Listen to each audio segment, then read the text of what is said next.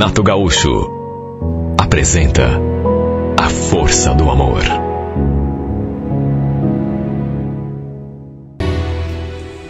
Minha vida estava corrida demais. Estava de casamento marcado, a data se aproximando. Embora a nossa casa, aquela que estávamos construindo para morar, não estava pronta ainda. Mesmo que o pedreiro corresse com o serviço, trabalhasse dia e noite, ela não ficaria pronta para a gente se mudar depois do casamento. Pelo menos não assim logo em seguida. Acabei tendo uns contratempos, tive de parar com o serviço durante um tempo, e isso acabou atrasando tudo. Se bem que, pelo que o Gerson tinha falado, o pedreiro que estava lidando com a obra, se quiséssemos, poderíamos nos mudar numa boa. Porque era mais assim a parte de acabamento que estava faltando. E isso daria para ser feito aos poucos, com calma, né? Mesmo que já estivéssemos morando ali. Olha, eu andei pensando e achei que seria até bom. Sim, teria um respiro financeiro. Eu e a Lucélia nos casávamos, nos mudávamos ali para nossa casa e depois, à medida que o dinheiro fosse entrando, eu ia terminando a obra, aos poucos, sem pressa, sem ficar gastando um dinheiro que na verdade eu não tinha. Na semana do nosso casamento, por exemplo, estivemos lá na obra para dar uma olhada e até ela achou que daria pra gente se mudar.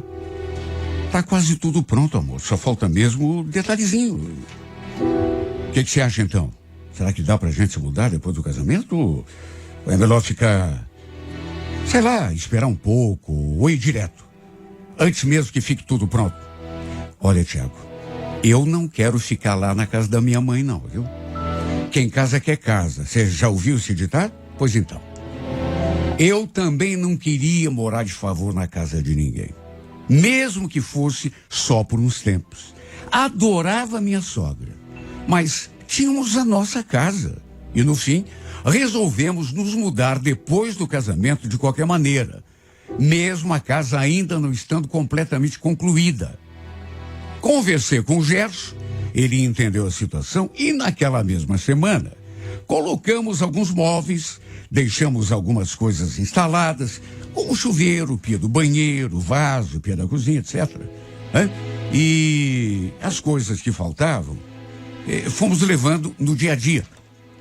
A Lucélia não trabalhava fora. E ela falou que queria que tudo ficasse instalado, pelo menos aquilo que já tínhamos, né? E olha, dava gosto ver o sorriso na cara dela, porque ela ficou feliz demais. Eu, para ser sincero, também não vi a hora de chegar o sábado, dizer sim de uma vez por todas, diante do padre, sacramentar o nosso casamento. Até porque a gente se amava tanto. Estávamos juntos há quase 5 anos. Eu não tinha dúvida nenhuma de que queria passar o resto da minha vida com ela. Na sexta-feira, o pessoal do serviço organizou uma espécie de despedida de solteiro e ofereceram a mim. Fomos ao boliche jogar, beber, conversar, dar risada. A Lucélia, enquanto isso, também saiu com as amigas dela. Foram tomar um café da tarde, não sei onde. Olha, eu nunca imaginei que fosse ficar tão ansioso. No sábado, as horas não passavam. Seria uma cerimônia muito simples, apenas para os parentes, amigos mais chegados. Depois, haveria um jantar no restaurante. Nada extravagante, até porque eu não estava com condição financeira suficiente para ficar gastando à toa, né? Eu já iria começar a minha vida ao lado da minha esposa, cheio de dívidas, e isso eu não queria. No entanto, pelo menos já tinha a minha própria casa, que era um excelente começo. E era nisso que eu pensava. Na hora do casamento, eu ali no altar, nervoso, olhando pro relógio, até que dali a pouco, cessou aquele burburinho entre os convidados, e eu percebi aquele movimento lá na porta da igreja, o pessoal se virou assim para trás, e então de repente escutei os primeiros acordes da marcha nupcial. E foi então que eu vi surgindo minha noiva. Ela estava tão linda naquele vestido. Meu sogro do lado, a conduzindo. Olha, foi um momento muito, muito emocionante. E tudo aconteceu do jeito que eu e ela planejamos. Foi um dos instantes assim mais lindos da minha vida. Eu tenho certeza que da dela também. Na verdade, a gente estava se casando depois de sonhar com isso durante muito tempo. Nos casamos e já fomos morar na nossa casa. Já tínhamos passado algumas noites ali, até porque tínhamos levado a mudança naquela semana. Tínhamos combinado, inclusive, que íamos terminar a obra aos poucos, à medida que fosse entrando dinheiro. Desde o começo que eu pedi um filho para ela. Era meu sonho. Não via a hora de ela me contar que estava grávida. Sempre tive vontade de ser pai. Eu não queria perder tempo. Só que mulher sabe como é, né? Ela achou melhor a gente esperar mais um pouco. Até porque queria curtir a nossa vida de casado, só nós dois. E nesse caso, eu fui voto vencido.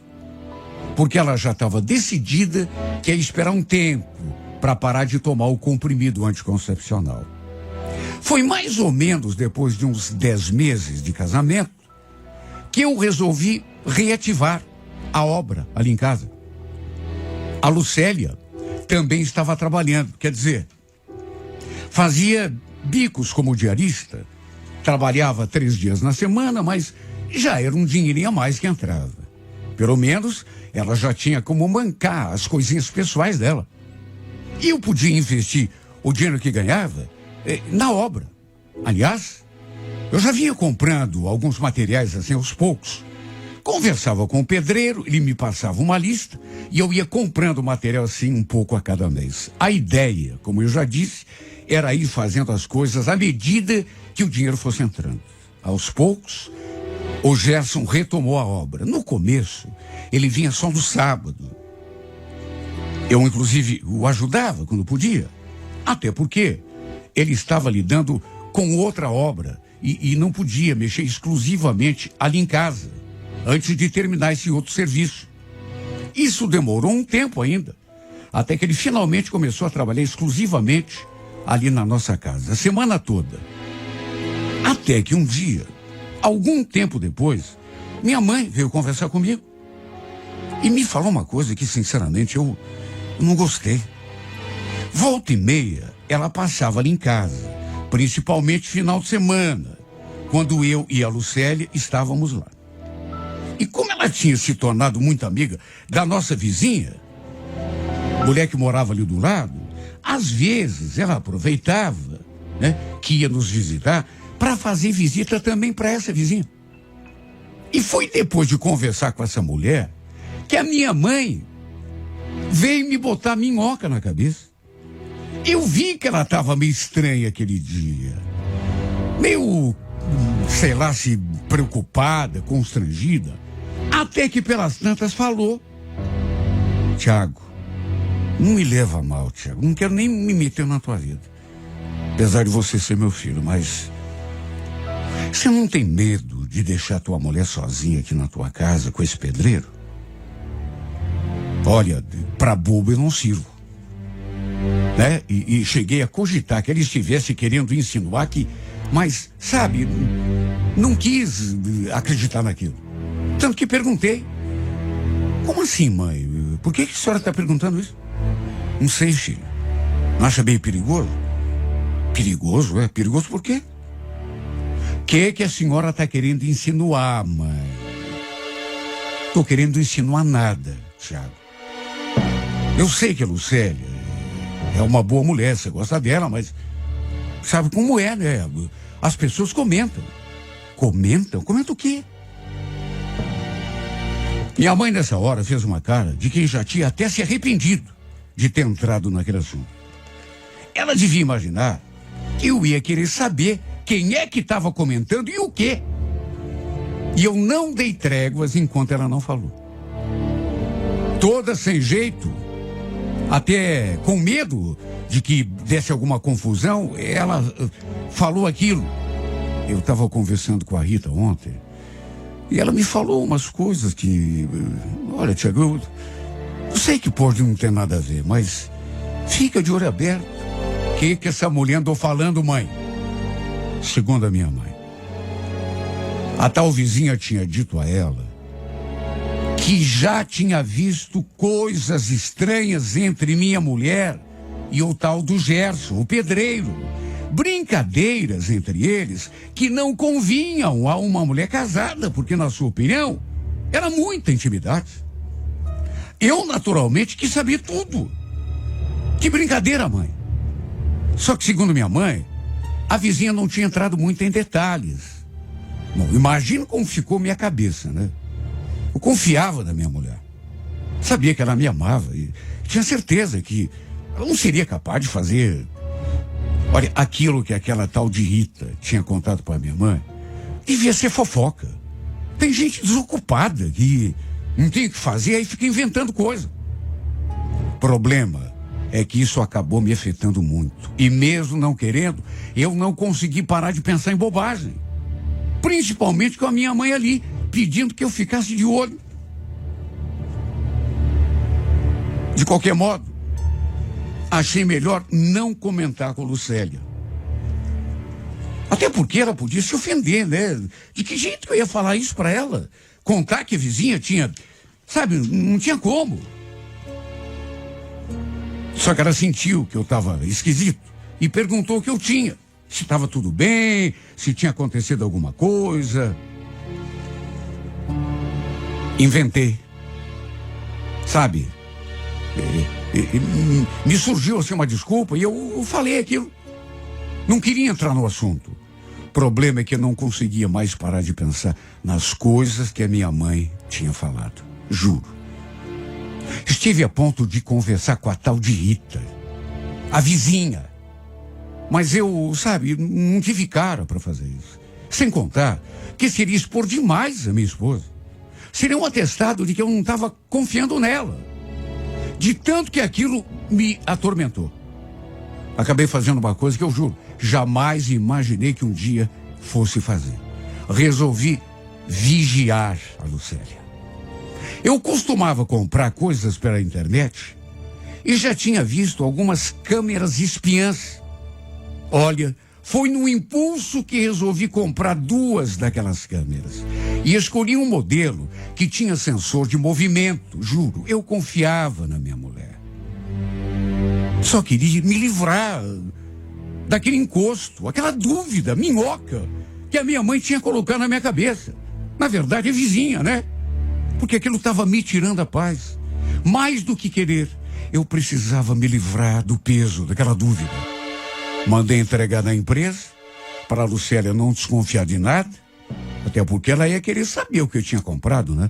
Pela internet. Resumindo, acabei instalando as câmeras em lugares estratégicos, uma no nosso quarto e outra ali na sala. Pensei que desse modo, eu poderia ver o que acontecia em casa nos momentos em que estava ausente e que o tal do Gerson estava lidando com a obra. Como já disse, minha mulher trabalhava como diarista durante 3 dias na semana. Às terças, quintas e sextas-feiras. Nas segundas e quartas, ela ficava em casa. E eu sabia que seria nesses dias que mais ficava angustiado, com o coração apertado. Claro que eu não esperava ver nada de errado. Pelo contrário, o que eu queria era que tudo transcorresse normal. E eu constatasse que aquela dúvida era coisa da cabeça daquela vizinha. Até porque eu sinceramente não sabia o que faria se descobrisse que minha esposa estava fazendo alguma coisa de errado. E pior, lá mesmo, dentro da nossa própria casa. Na primeira quarta-feira, logo após eu ter instalado as câmeras, me dei conta de que devia ter instalado uma na cozinha também. Porque minha mulher estava lá, pela câmera da sala. Eu vi quando ela entrou na cozinha e depois de um tempo, o Gerson também entrou. Eu fiquei ali me perguntando, o que esse homem tinha ido fazer na cozinha? Já que estava terminando umas coisas, mas era ali na sala. Tinha nada a ver com cozinha. O pior foi que os dois demoraram um tempão ali. Eu tremia enquanto via aquelas imagens, pensando só em bobagem. Como não pensar em bobagem, meu Deus? Mas sabe, de repente eu pensava, sei lá, ela deve estar passando um café na hora do desespero. A gente se agarra a qualquer coisa. Depois de um tempo, o cara voltou ali para a sala e um detalhe chamou a minha atenção. Ele veio abotoando a camisa. Olha, eu gelei. Acho que não preciso nem dizer que não consegui nem trabalhar mais, depois da cena que eu vi. Não que aquilo provasse alguma coisa, mas, sabe, eles tinham se demorado tanto ali naquela cozinha e de repente o sujeito volta para a sala, abotoando a camisa. Olha, eu senti que ia ter um ataque. De tanta coisa ruim que me passou pelo pensamento e depois na sequência, para minha tristeza, eu pude confirmar o que a vizinha tinha contado para minha mãe. O Gerson e a Lucélia realmente pareciam muito íntimos. Ficaram de conversa o tempo todo e rindo, um tocando no outro. Ela ficou ali no sofá enquanto ele trabalhava, ou fingia que trabalhava, sei lá. Eu já tinha mesmo notado que a obra estava meio devagar. Só que nem nos meus piores pesadelos podia imaginar que fosse por causa disso. Ele parava com o serviço para ficar de conversinha fiado com a minha esposa. Quer dizer, isso se fosse só conversa mesmo. Eu não vi a cena em si, mas eles tinham demorado tanto na cozinha e depois ele ainda voltou ali para a sala abotoando aquela camisa. E isso tudo deu margem para que eu ficasse pensando um monte de coisa.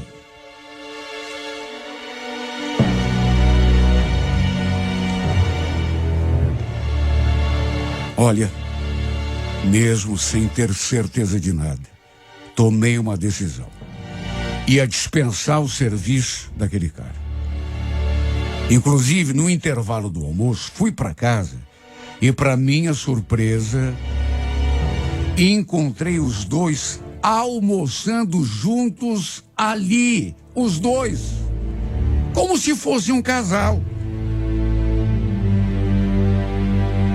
Ele levava marmita, mas estava comendo da minha comida, do almoço que a Lucélia tinha preparado. Naturalmente que ficou aquele clima pesado. Porque quando cheguei, os dois estavam não apenas comendo, mas na maior conversa, intimidade, rindo. E quando me viram entrando pela porta, os dois ficaram com cara de tacho. Pararam de conversar e de rir na mesma hora. Fiquei sério, olhando para os dois, e nisso ela falou: "Nossa, amor, o que houve? Você nunca veio almoçar em casa? Por que não avisou?"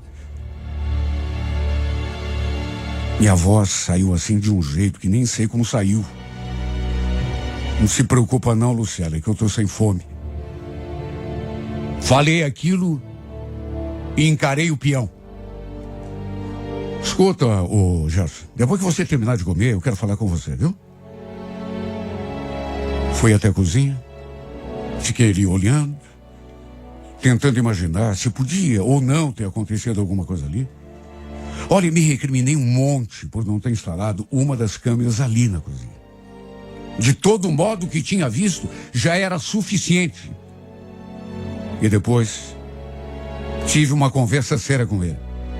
Falei que ia dar um tempo ali na construção, que era para ele ver quanto que eu lhe devia, que eu ia providenciar o pagamento. Olha, não sei se ele desconfiou de alguma coisa, mas ele nem questionou. Só balançou a cabeça, concordou e eu, inclusive, falei que ele nem precisava terminar o que estava fazendo. Depois minha mulher veio conversar comigo, que sabia o que tinha acontecido, por que eu estava com aquela cara e por que tinha pedido por pedreiro parar com o serviço. Só que em vez de responder, eu apenas a encarei. Olhei bem no fundo dos seus olhos.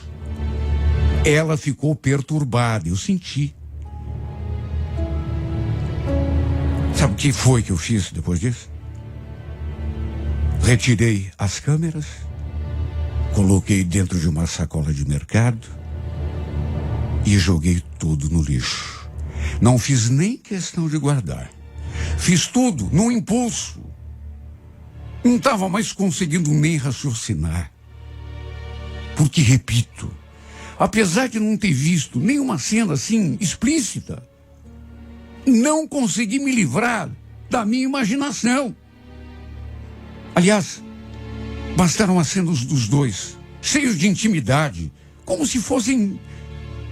Eu não queria nem imaginar o que os dois tinham feito ali naquela cozinha.